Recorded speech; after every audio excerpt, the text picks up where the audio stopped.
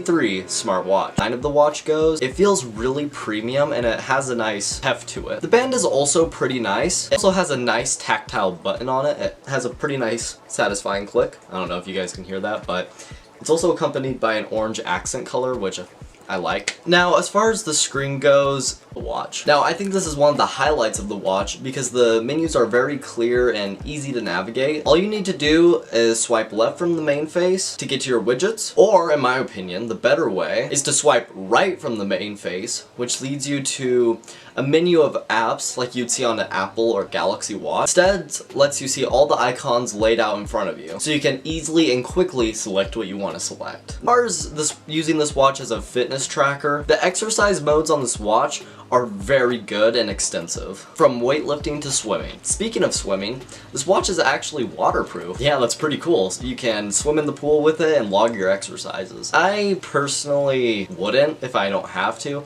because one thing you'll find is when you're using the watch underwater, the display doesn't quite work correctly. You have to wear it out in the rain or someone pushes you in the pool.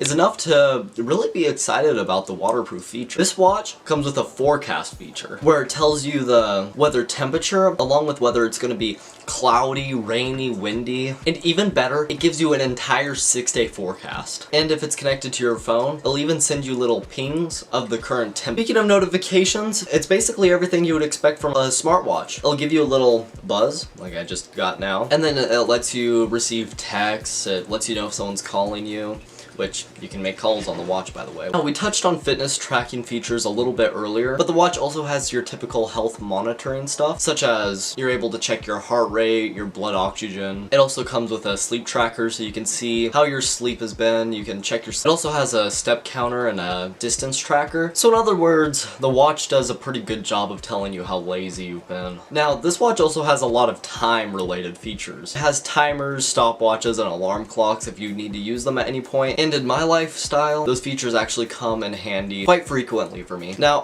for example, say you need a 5-minute timer, you can do that. You can do that just fine.